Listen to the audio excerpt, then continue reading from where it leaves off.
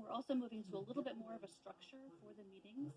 I think everyone can agree that we've had some trouble getting through our agendas and getting full, robust participation from all the community, the CAG members, along with getting through some public comments. So we're going to try to do a little bit something different with some more structure. And that includes having an agenda item, going through that agenda item, and then we're going to open up for CAG members to ask questions and speak on that particular agenda item.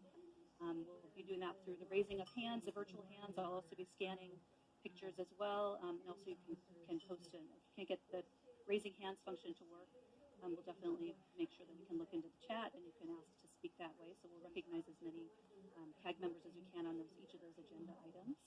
We are going to stick to the time on those agenda items as well, so because that's really important because we are going to host or have the public comment period at 3:45. So we want to make sure that we get through all of those items and really have enough space for some meaningful public comment time as well.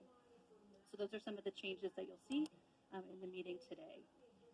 And I just want to also just quickly go through the agenda. I know most people have seen the agenda. It did go out a little bit later than we had wanted, so Christina, if you want to pop up the slide that has the agenda, that would be helpful. But the first item, the most important item is having Dr. Davis on the call, and he'll be doing his opening remarks. As I mentioned, he's going to talk about some aspects of the study, along with the plan for community engagement for 2021. He'll also answer some, what we think are some outstanding questions as well, or respond to some of those questions. Then we'll be moving into the health study update. So Chris Vikulik will give an update on the health study, so some status of that and kind of what you anticipate for some of the next steps here. And then we do have a Q&A session, specifically kind of rather open-ended. So the idea is that that would be for any questions that you haven't heard an answer to at this point, or that point in the agenda, or haven't had a chance to ask related to the other agenda items. So that's going to be an open Q&A forum for 30 minutes for the CAG members. And then we'll move into the formal public comment period, as I mentioned.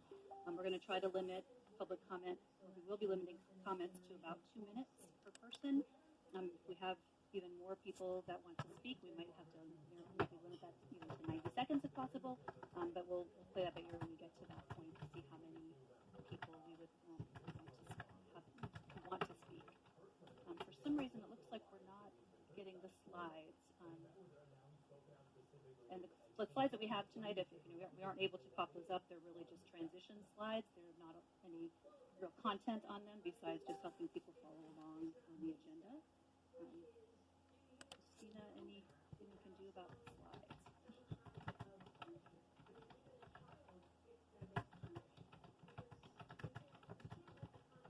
I'm asking Karen to share. It's not allowing me to. Give me a second, okay? Okay. If Karen, if we can't get that up, we could at least share the paper copy of that, the Word document as well.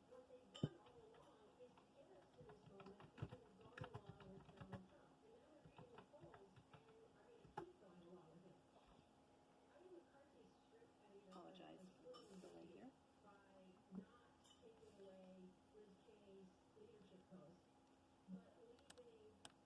Tested all the logistics, but not that sharing of the slides right before.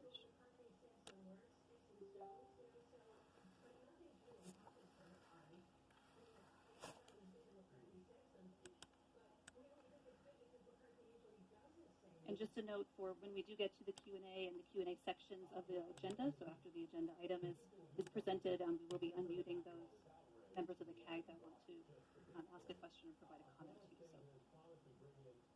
just know that that will be happening.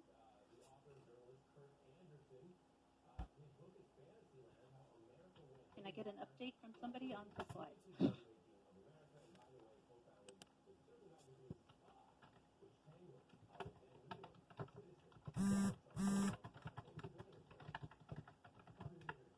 Sorry, I jumped a few minutes late. I was on the wrong link.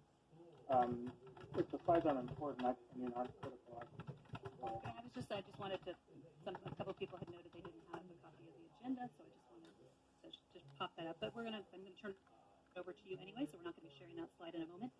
But just a reminder again, for those that don't have a copy of the agenda, Dr. Davis is going to speak for about 15 to 20 minutes. We'll have some time for questions and comments there.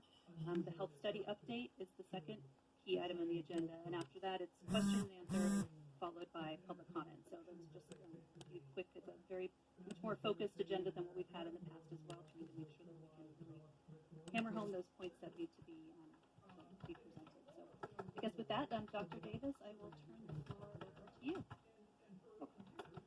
Thank you. Thanks, everyone. A large number of folks joined this meeting today. If possible, maybe it might be easier for staff who can, just to put up the agenda so it's front and center for everybody. And forgive me that my camera's off. I'm actually moving around at a little bit of back today, so I'm trying to keep comfortable as I talk to you all. So please forgive me for that. As many of you know, in terms of the CAG, we've talked about getting to a point where we need to focus in on more so on what's happening with the Scientific Oversight Committee in terms of the phase of getting more to having the research solicitation ready. And so we're at that point now that the staff are focusing in on that. In terms of community engagement, that's not going to go down. That's really important for ensuring that we're informed and have community input about where we are at the moment, just in terms of what will come from what's been happening so far, as well as the role of the SOC and what it identifies in terms of the draft, which all the community will have the ability to have input on. For the goals and priorities for the research study. So what we're going to do moving forward, there was a need and a request to increase some of the community engagement around the neighborhood councils. So we'll be increasing that communication